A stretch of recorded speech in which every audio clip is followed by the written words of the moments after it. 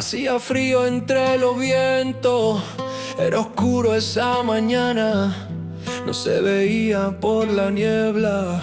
En ese mar de nadie sobrevivieron en secreto, bajo la sombra de un barco. Eran muchos, eran fuertes, abandonados, todos murieron.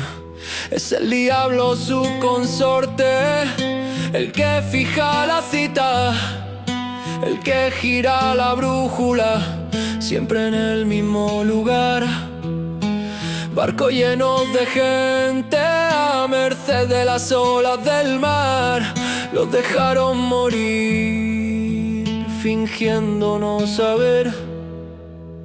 Ahora el mar está rojo, el color de la sangre fraternal. Estas almas piden ayuda, una oración por su azote. Mirar hacia otro lado es cobarde y mezquino. Pobres los que ciegamente se regocijan con asesinos. Algún día estas almas en el mar tendrán justicia, serán recordadas como víctimas o como la peor escoria. Tendremos el valor de lamentar al menos su muerte, o también apartaremos la mirada. Ahora el mar está rojo, el color de la sangre fraternal.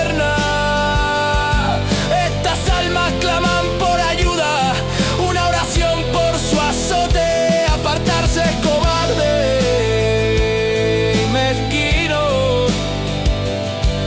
Pobres los que ciegamente se apiadan de los asesinos.